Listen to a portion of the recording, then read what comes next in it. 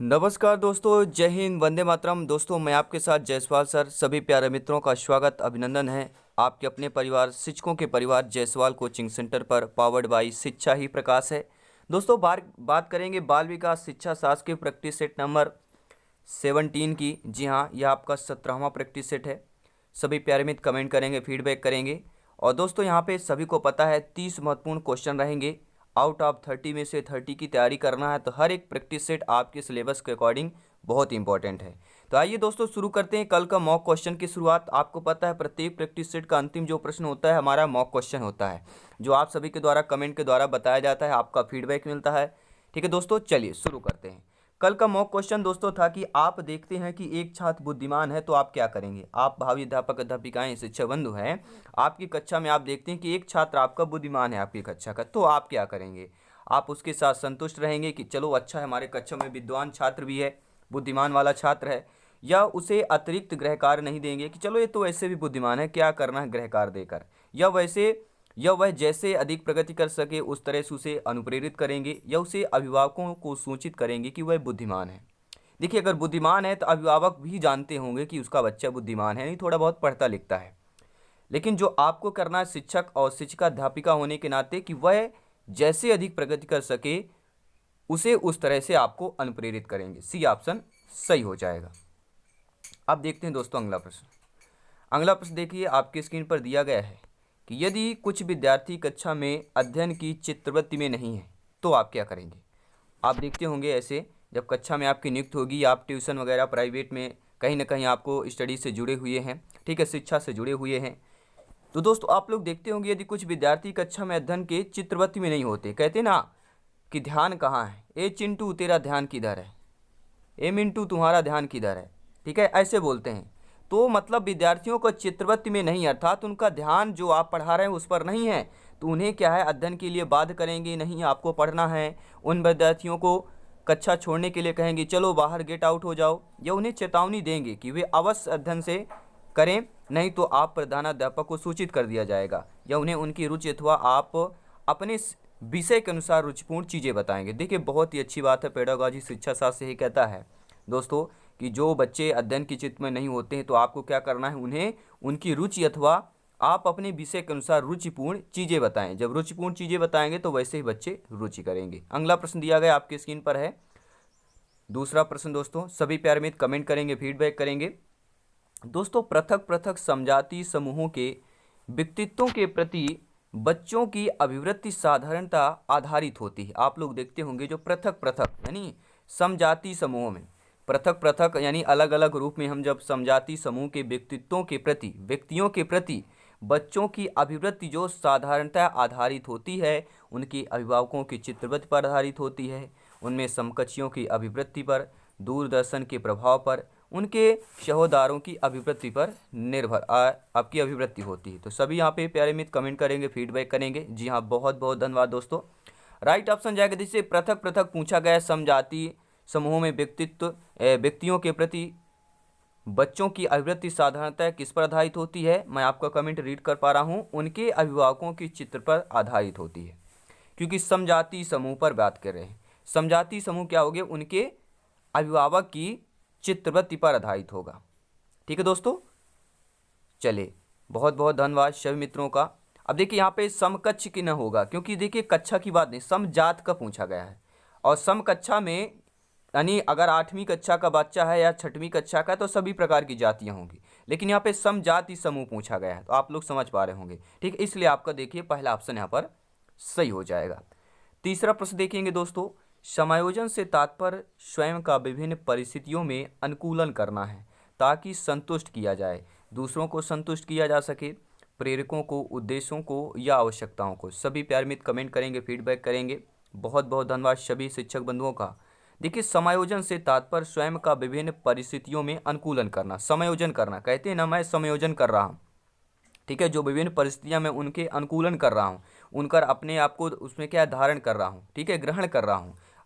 तो यस, ताकि संतुष्ट किया जा सके। किसको संतुष्ट किया जा सके भैया, जब आप अपने अनुकूलन को समायोजन कर रहे हैं, विभिन्न परिस्थिति में आप अनुकूलन कर रहे हैं, यानी कि आपकी आवश्यकता, जो आपकी आवश्यकता है उसकी संतुष्टि कर रहे हैं। तो डी ऑप्शन सही हो जाएगा। अगला प्रश्न है दोस्तों कि बच्चों को अपने अध्ययन में प्रयास करने हेतु प्रोत्साहित करने के लिए शिक्षकों की आवश्यकता होती है। आप सभी लोग भावी अध्यापक अध्यापिकाएं शिक्षक बंधु हैं, तो आप ये बताइए दोस्तों, बच्चों को अपने अध्ययन में प्रयास करने हेतु प्रोत्साहित करने के लिए आपको किसकी आवश्यकता होगी? बच्चे के नियंत्रण में रखने की, अन्य बच्चों के साथ तुलना करना, बच्चों को प्रेरित करना या डांटना। देखिए डांटना तो सभी लोग जानते हैं, निगेटिव ये हो जाएगा पेडागोजी में, शिक्षा शास्त्र में, चाइल्ड डेवलपमेंट पेडागोजी में, बाल विकास में। तो राइट ऑप्शन क्या होगा दोस्तों कि बच्चों को अपने अध्ययन में प्रयास करने हेतु प्रोत्साहित करने के लिए शिक्षक को यानी आप लोगों को बच्चों को प्रेरित करने की आवश्यकता होती है। अगला प्रश्न है दोस्तों, विकास के संदर्भ में निम्न में से कौन सा कथन सही नहीं है? नेगेटिव प्रश्न है, नकारात्मक प्रश्न है। विकास के संबंध में कथन दिया गया है कि विकास की प्रत्येक अवस्था में अपने खतरे होते हैं, विकास उकसाने या बढ़ावा देने से नहीं होता, विकास सांस्कृतिक परिवर्तनों से प्रभावित होता है, विकास की प्रत्येक अवस्था की अपनी विशेषताएं होती हैं। तो कौन सा कथन सही नहीं है? गलत कथन बताना है। ठीक है दोस्तों, तो देखिए विकास उकसाने या बढ़ावा देने से नहीं होता, ऐसा यहाँ पे देखिए कभी कभी विकास जो है उकसावा बढ़ावा देने से नहीं होता, ये सत्य नहीं है। क्योंकि अगर आप किसी को उकसा देते हैं तो वो कहेगा नहीं, उकसाना एक मोटिवेशन भी होता है। ठीक है, दोनों तरह से होता है, आप किसको ले दे रहे हैं। अब बढ़ावा देते हैं उसके अंदर एक अंदर से उत्सुकता होती है, मोटिवेशन मिलता है। ठीक है, आप किसी की प्रशंसा करें वो अपने आप को मोटिवेट करता है। ठीक है, तो ये जो आपका बी ऑप्शन दिया गया है ये नहीं होगा। बाकी विकास के प्रत्येक अवस्था में अपने खतरे होते हैं, सही पता है। और विकास जो है सांस्कृतिक परिवर्तनों से प्रभावित होता है, बिल्कुल होता है। जो भी आपके सांस्कृतिक परिवर्तन है घर परिवार का, ठीक है, उसके भी विकास प्रभावित होता है। और विकास की प्रत्येक अवस्था में अपनी विशेषताएं होती है। ये तीनों सत्य हैं, लेकिन आपका बी ऑप्शन जो है सत्य नहीं होगा। अगला प्रश्न है दोस्तों, बुद्धि एवं सृजनात्मक में किस प्रकार का सह संबंधन पाया जाता है या पाया गया है? धनात्मक, ऋणात्मक, शून्य या उपरोक्त सभी। सभी प्यारे मित्र कमेंट करेंगे जिनका सपना अध्यापक अध्यापिका बनना, शिक्षक बनना। हर एक भाई बहन, हर एक गृहिणी दोस्तों सभी का वेलकम, अभिनंदन है। जायसवाल सर सभी का स्वागत करते हैं, वेलकम करते हैं। दोस्तों बुद्धि एवं सृजनात्मक में किस प्रकार का सह संबंध पाया जाता है? प्रश्न बुद्धि और सृजनात्मकता की बात कर रहा है और इनके सह संबंध रिलेशन बॉन्डिंग की बात कर रहा है दोस्तों, तो ये कहलाएगा, सभी लोग जानते हैं, धनात्मक ही होगा। बुद्धि और सृजनात्मकता में जो सह संबंध पाया जाता है वह धनात्मक हो जाएगा। अगला प्रश्न दोस्तों, 7वां प्रश्न आपकी स्क्रीन पर है। आई होप सभी प्यारे मित्र अच्छे तरीके से हर एक क्वेश्चन को अटेंड कर पा रहे होंगे। सभी प्यारे मित्र फीडबैक करेंगे। अगला प्रश्न है, चिंतन मानसिक क्रिया का पहलू है। दोस्तों जो चिंतन होता है यह मानसिक क्रिया का ज्ञानात्मक पहलू है, भावात्मक, क्रियात्मक या इनमें से कोई नहीं। तो सभी प्यारे मित्र जानते हैं, समझते हैं, आप लोग ज्ञानी हैं, सर्वज्ञ हैं कि दोस्तों जो चिंतन होता है वह मानसिक क्रिया का क्या कहलाता है? यहाँ पर क्या हो जाएगा? ज्ञानात्मक पहलू कहलाएगा। मानसिक क्रिया का ज्ञानात्मक पहलू हो जाएगा। क्योंकि सभी प्यारे मित्र जानते हैं चिंतन मानसिक क्रिया का ज्ञानात्मक पहलू है या मन की बातों से संबंधित मानसिक क्रिया है।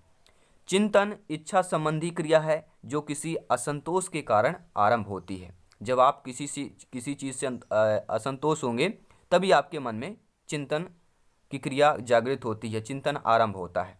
इसका कारण है असंतोष का कारण होता है। चिंतन का आना असंतोष की वजह से होता है। अगर आप संतोष होंगे तो चिंता नहीं आएगी। जैसे अब एग्जाम कम होंगे, ये क्या होता है? ये चिंता करता है। ठीक है, क्योंकि आपको कन्फर्म नहीं कब एग्जाम होंगे कोई दिक्कत नहीं, सभी तैयारी करते जाएं। क्योंकि आपकी तैयारी होगा तो एग्जाम कभी भी लिया जाएगा तो आपका सिलेक्शन सरोपरि होगा, इसलिए एग्जाम की तैयारी करते रहें।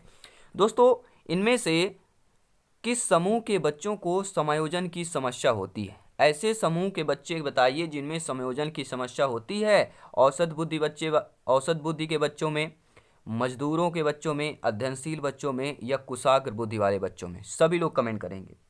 देखिए दोस्तों, समूह के बच्चों को समायोजन की समस्या होती, समायोजन पूछा गया है।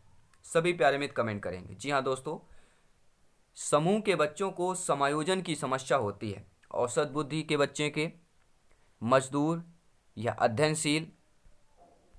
देखिए कुशाग्र बुद्धि वाले जो बच्चे होते हैं, जो बच्चे कुशाग्र बुद्धि वाले बच्चे होते हैं, इस समूह के बच्चों में समायोजन की समस्या होती है। ठीक है दोस्तों, राइट ऑप्शन डी हो जाएगा। आप अपना ओपिनियन फीडबैक बता सकते हैं और अंत में बताना भी है इस 30 क्वेश्चन में आपका स्कोर क्या है। जी हाँ दोस्तों, दोस्तों इनमें से किस विधि का उपयोग स्मृति को मापन के लिए नहीं किया जाता? नेगेटिव और नकारात्मक प्रश्न है, यानी ऐसी विधि का नाम बताना है या ऐसी विधि का उपयोग जो स्मृति को मापन के लिए नहीं किया जा सकता है। तो इसके लिए जानना जरूरी है कि स्मृति के मापन के लिए उपयोग कौन कौन सा किया जाता है। आपका हो गया, ठीक है, प्रत्यान विधि हो गया, तार्किक हो गया, पहचान हो गया, पुनः सीखना हो गया। तो देखिए स्मृति को मापन के लिए जो नहीं किया जाता है वह हमारा कौन सा कहलाएगा? तो इसे हमारा क्या कहलाएगा? देखिए तार्किक।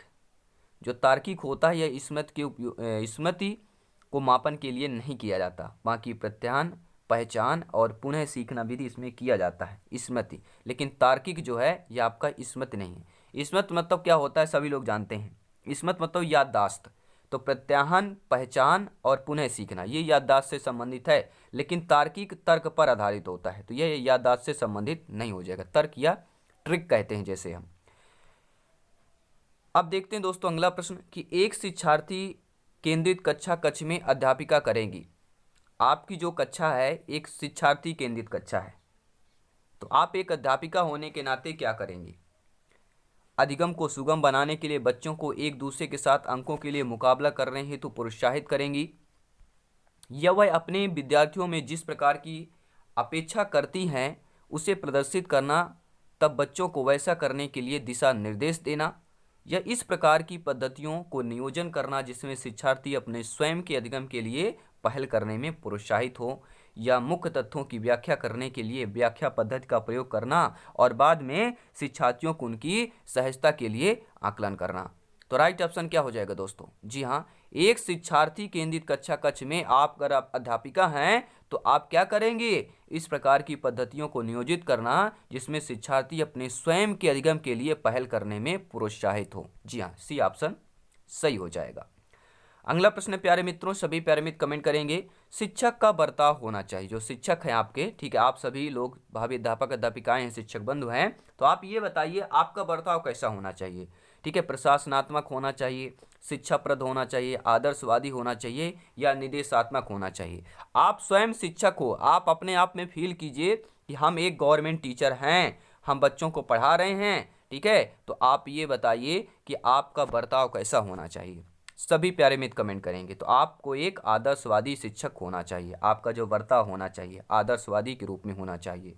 सी ऑप्शन सही हो जाएगा। आज देख लेते हैं दोस्तों अब कथन से। आपको पता है कथन से रिलेटेड भी प्रश्न पूछे जाते हैं कि आकलन के बारे में कथन दिया गया है, पहले कथन पढ़ते हैं फिर आप देखते हैं क्या सही होगा, कौन कौन से कथन सही होंगे। तो आकलन के बारे में कथन है कि आकलन से विद्यार्थियों या शिक्षार्थियों को यह सहायता मिलना चाहिए कि वे शक्तियों और रिक्तियों को देख सके, शिक्षक तदनुसार उन्हें ठीक कर सके। यानी उनके अंदर, बालक के अंदर विद्यार्थियों की शक्ति क्या है और उनके अंदर रिक्ति क्या है। रिक्ति मतलब समझ रहे हैं, अज्ञानता या खाली स्थान कह सकते हैं, जो उनके पास नहीं है वो देख सकें और शिक्षक के तदनुसार उसे, शिक्षक की सहायता से उसे ठीक भी कर सके।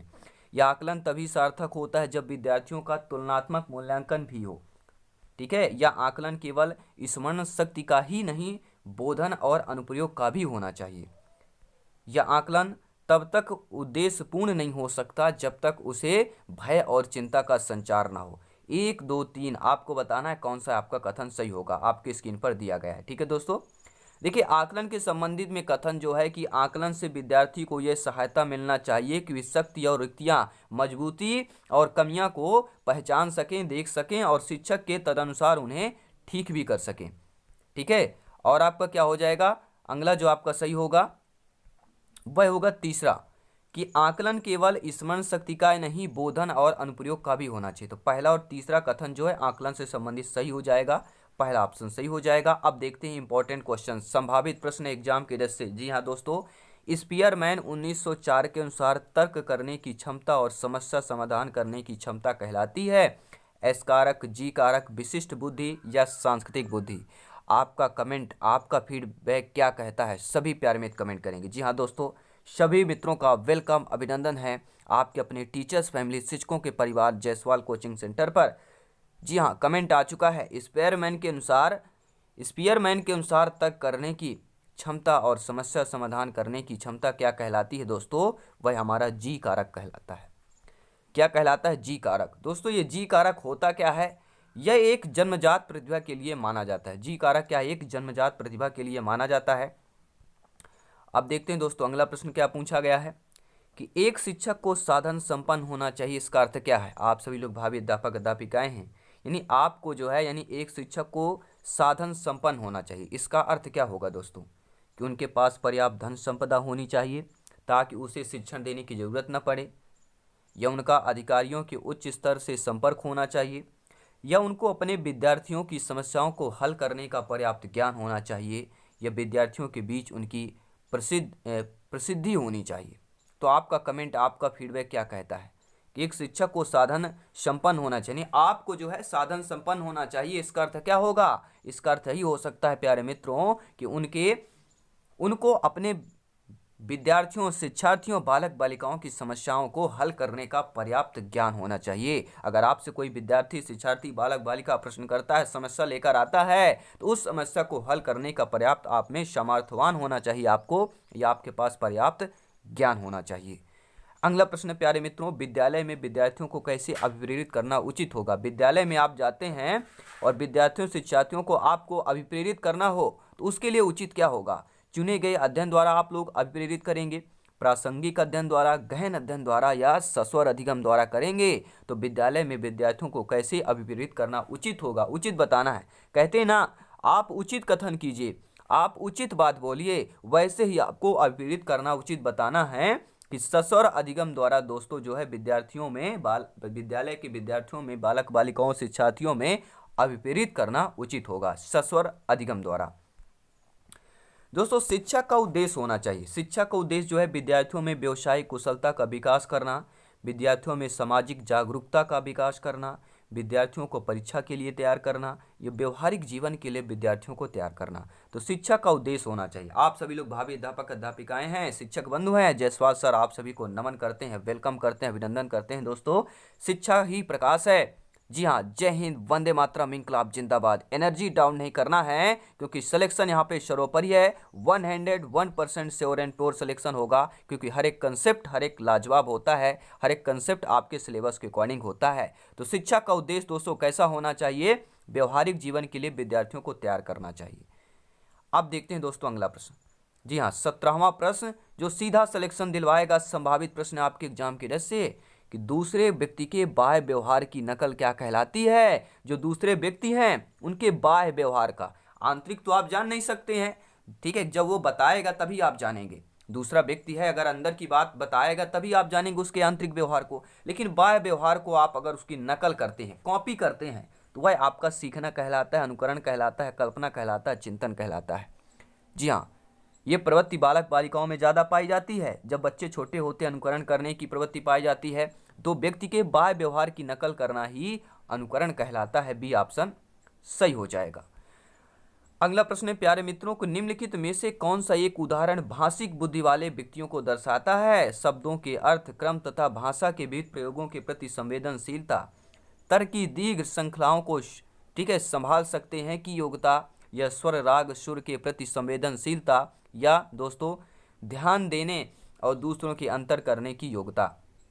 तो कौन सा एक उदाहरण जो भाषिक बुद्धि वाले के व्यक्तियों को दर्शाता है। तो भाषिक बुद्धि वाले व्यक्तियों को कौन सा उदाहरण दर्शाता है कि शब्दों के अर्थ और क्रम तथा भाषा के विविध प्रयोगों के प्रति संवेदनशीलता, यह उदाहरण भाषिक बुद्धि वाले व्यक्तियों को दर्शाता है। अब देखते हैं दोस्तों अगला प्रश्न। अगला प्रश्न आपकी स्क्रीन पर है। आपको पता है 30 क्वेश्चन होते हैं। 30 क्वेश्चन इंपॉर्टेंट है दोस्तों, क्योंकि हमारा जो सपना है बाल विकास में 30 में 30 लाना और सिलेक्शन का रास्ता तय करना। जी हाँ, बालकों के सीखने में प्रेरणा को किस रूप में उपयोगी माना जाता है। जो बालक होते हैं सीखने में प्रेरणा को किस रूप में आप उसको उपयोगी मानेंगे, यूजफुल मानेंगे कि बालक की व्यक्तित्वता का आदर, पुरस्कार एवं दंड, प्रशंसा एवं ठीक है वशंता, यह आपका उपर्युक्त सभी हो जाएगा। तो बालकों के सीखने में प्रेरणा को किस रूप में उपयोगी माना जाता है। देखिए, आप बालक की व्यक्तित्व का आदर का भी उपयोगी मानेंगे, पुरस्कार और दंड का भी माना जाता है, प्रशंसा और भत्सना का भी माना जाता है, अर्थात यहाँ पर डी ऑप्शन सही हो जाएगा। अगला प्रश्न दोस्तों क्या पूछा जा रहा है, 20 नंबर क्वेश्चन है। सभी प्यारे मित्र कमेंट करेंगे। जी हाँ, 20 नंबर क्वेश्चन आपका क्या कह रहा है, आपकी स्क्रीन पर सभी प्यारे मित्र देख पा रहे हैं। प्रश्न लाजवाब है दोस्तों, क्योंकि सिलेक्शन इंपॉर्टेंट है। यहाँ पर विद्यार्थियों की अभिवृत्तियों में परिवर्तन के लिए निम्न में से किस विधि का प्रयोग अध्यापक को नहीं करना चाहिए। आप भावी अध्यापक अध्यापिकाएं हैं तो विद्यार्थियों की अभिवृत्ति में परिवर्तन के लिए आप किस विधि का प्रयोग नहीं करेंगे। दबाव से किसी बात या विचार के लिए राजी करना, किसी विचार को दोहराना अथवा दृढ़तापूर्वक व्यवहार करना, या किसी प्रशंसीय व्यक्ति के द्वारा समर्थन एवं स्वीकृति या संदेश के साथ सहचर स्थापित करना। देखिए आपको क्या नहीं करना, निगेटिव प्रश्न है। तो आप सभी प्यारे मित्र जाते हैं बच्चों पर दबाव जैसी चीज़, ठीक है, थोपना जैसी चीज़, प्रेशर करने वाली चीज़, ये नहीं करना है। कि दबाव से किसी बात विचार के लिए बच्चों को राजी करना या विद्यार्थियों की अभिवृत्ति में परिवर्तन जो है, इस विधि का प्रयोग आपको नहीं करना है। एक अध्यापक शिक्षक को कतई नहीं करना है कि दबाव से किसी बात पर बच्चों पर प्रेशर डाला जाए, विचार के लिए राजी करें कि नहीं, आपको ऐसा करना है। और सभी प्यारे मित्र जानते हैं शिक्षा मनोविज्ञान बाल विकास के महत्वपूर्ण प्रश्न उत्तर के चैप्टर यहाँ पर मिलते हैं, क्योंकि सिलेक्शन दोस्तों यहाँ पर सर्वोपरि है। हर कंसेप्ट हर लाजवाब होता है दोस्तों। सभी प्यारे मित्र आपका फीडबैक, आपका सहयोग भी लाजवाब है, उम्दा है दोस्तों। बहुत बहुत धन्यवाद। जी हाँ दोस्तों, अगला प्रश्न आ चुका है कि इनमें से सीखने का सही स्तर बताना। जी हाँ, हम सीखते हैं, बच्चों को भी सिखाते हैं, लेकिन सीखने का स्तर भी होता है और वह स्तर आपको बताना है कौन सा होगा। तथ्य ज्ञान प्राप्त करना, सूचना बोध प्रज्ञान। तथ्य सूचना बोध ज्ञान प्राप्त करना प्रज्ञान, तथ्य सूचना ज्ञान प्राप्त करना बोध प्रज्ञान, या तथ्य बोध सूचना ज्ञान प्राप्त करना प्रज्ञान। तो सीखने का सही क्रम बताना है। तो सीखने का सही क्रम है तथ्य सूचना ज्ञान प्राप्त करना और बोध और प्रज्ञान आ जाएगा। पहला तथ्य होगा, फिर सूचना, फिर ज्ञान प्राप्त करना, फिर उस पर बोध करना, फिर उस पर प्रज्ञान करना हो जाएगा।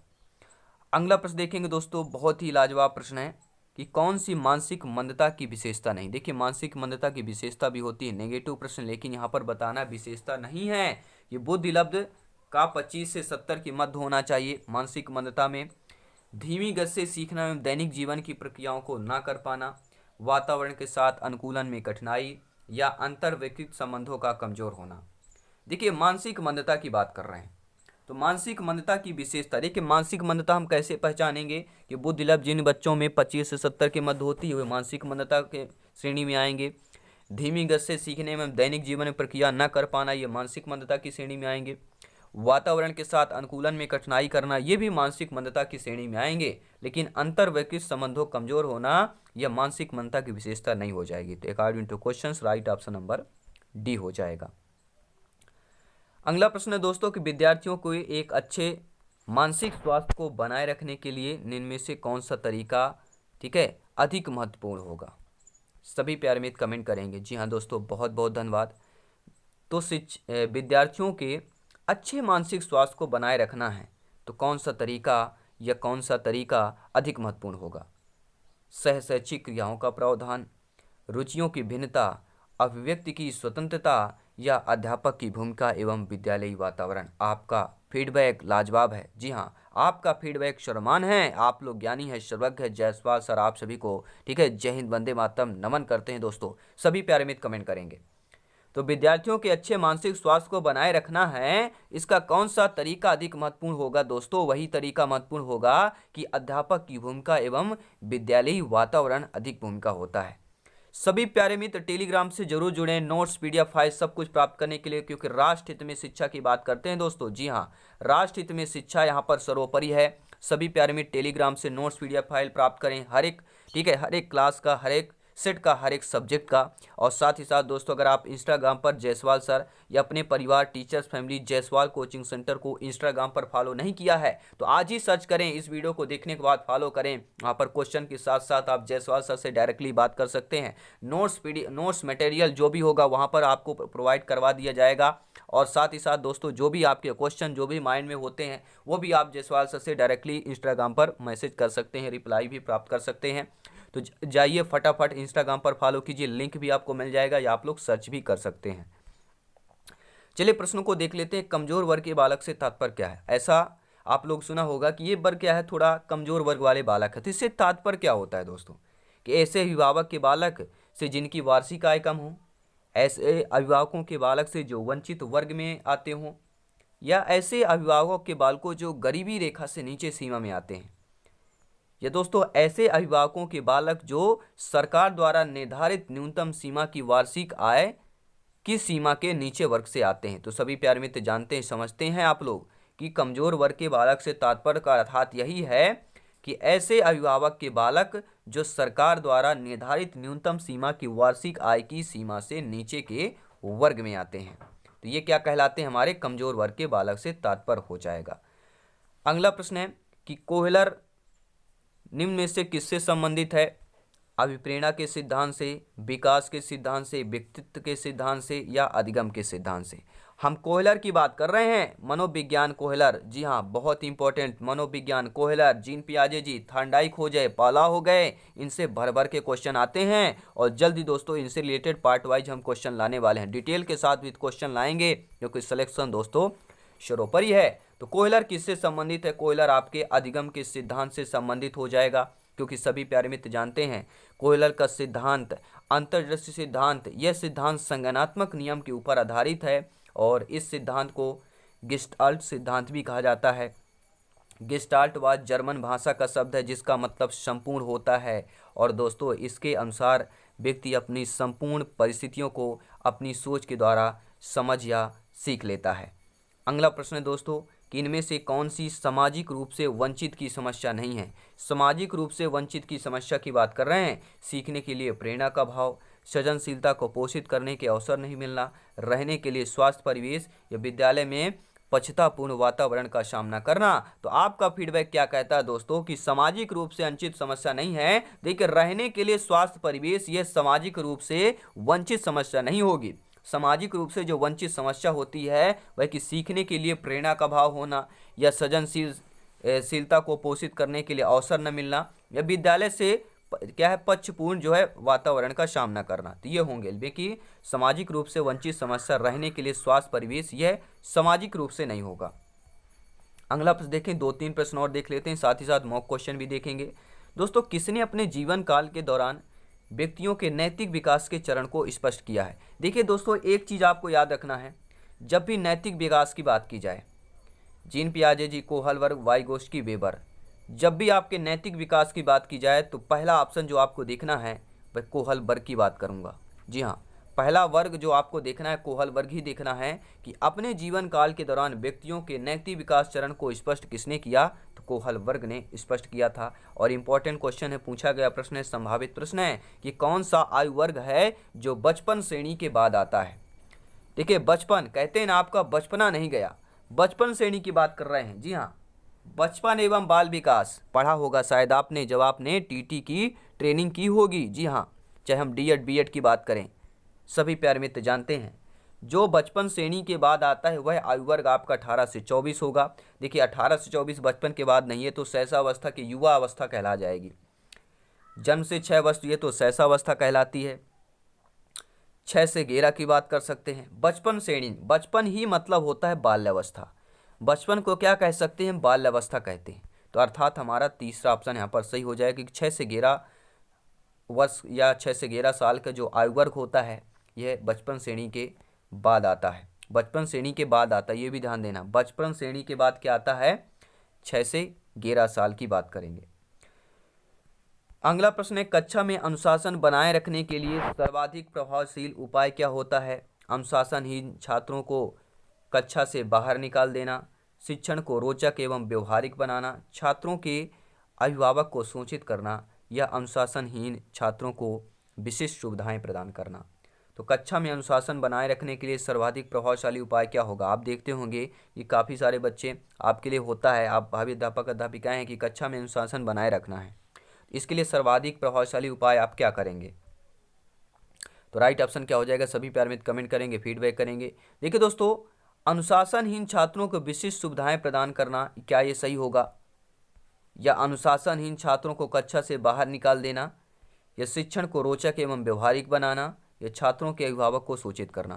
तो देखिए, सभी प्यारे मित्र जानते हैं हम, देखिए विशिष्ट विशिष्ट सुविधा अगर तो बच्चे सभी समावेशी कक्षा की बात करेंगे, सभी बच्चे समान रूप से होते हैं तो विशिष्ट सुविधा सभी को दी जाएगी एक समान रूप में। और अभिभावक को सूचना करना ये भी, लेकिन सर्वाधिक प्रभावशाली उपाय ये भी नहीं होगा, ना ही उसे बाहर निकाल कर, ये तो कतई नहीं हो सकता। देखिए, शिक्षण को रोचक और व्यवहारिक बना लेते हैं तो बच्चा जो है अनुशासन जरूर करेगा। आपका जो भावी अध्यापक अध्यापिका शिक्षक का कार्य है कि आप लोग क्या करें, शिक्षण को ही रोचक एवं व्यवहारिक बना दें, जिससे बच्चा क्या है, ठीक है, उसे उत्सुकता आए उसके अंदर सीखने के लिए। आप ऐसी चीजें बताएं, ऐसे शिक्षण को रोचक बनाएं, व्यवहारिक बनाएं, जिससे बच्चा अपने आप खींचा चलाए। ठीक है, यही दोस्तों बेस्ट शिक्षा की बात होती है और यही दोस्तों बेस्ट शिक्षण की बात करेंगे। और अगला प्रश्न आ गया मॉक क्वेश्चन, जिसमें सभी प्यारे मित्रों का इंतजार रहता है। और let's crack for all TT exam with Jaiswal sir.